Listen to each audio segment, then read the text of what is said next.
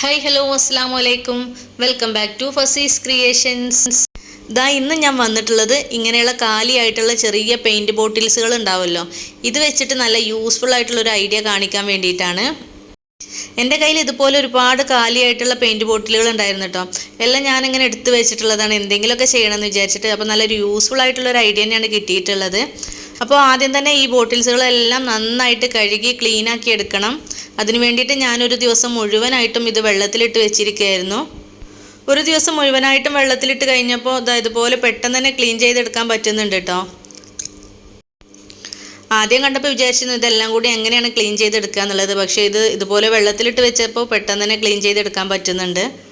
പക്ഷേ ഇതിനകത്തൊക്കെ കുറേശ്ശെ പെയിൻ്റ് ഉള്ളതുകൊണ്ട് തന്നെ ഈ വെള്ളം ഇടയ്ക്കിടയ്ക്ക് മാറ്റി കഴുകി കൊടുക്കണം കേട്ടോ.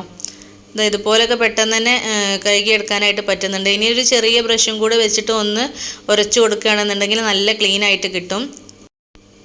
ഇതിന് പുറത്തുള്ള ഈ ഒരു സ്റ്റിക്കറൊക്കെ പെട്ടെന്ന് തന്നെ ക്ലീൻ ചെയ്തെടുക്കാനായിട്ട് പറ്റുന്നുണ്ട്.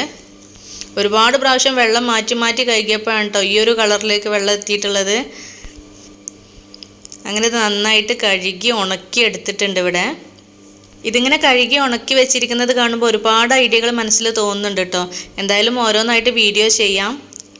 അപ്പോൾ ഇന്നത്തെ വീഡിയോയിൽ ഞാൻ കാണിക്കുന്നത് ഇതുപോലുള്ള ചെറിയ ചെറിയ സാധനങ്ങൾ ഉണ്ടാവുമല്ലോ, സ്റ്റോൺസ്, ബീഡ്സ്, സീക്വൻസ്, ഇതുപോലെ കുഞ്ഞു കുഞ്ഞു മിറേഴ്സ്, അതെല്ലാം നമുക്ക് ഇതുപോലുള്ള ചെറിയ ബോട്ടിൽസിലിട്ടിട്ട് അടച്ചു വെക്കുകയാണെന്നുണ്ടെങ്കിൽ നമ്മുടെ ആവശ്യത്തിന് എടുക്കാനും ആവശ്യം കഴിഞ്ഞ് കഴിഞ്ഞാൽ അടച്ചു വെക്കാനൊക്കെ നല്ല യൂസ്ഫുൾ ആയിരിക്കും കേട്ടോ.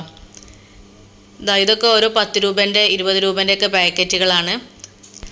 ചിലപ്പോഴൊക്കെ ഞാൻ ഇതുപോലെ പേപ്പറിലൊക്കെ പൊതിഞ്ഞിട്ടാണ് കേട്ടോ വെക്കാറുള്ളത്. അപ്പോൾ അങ്ങനെയുള്ള സമയത്തൊക്കെ എനിക്ക് ഈ ഒരു ബോട്ടിൽസ് നല്ല യൂസ്ഫുള്ളായിട്ട് തോന്നി.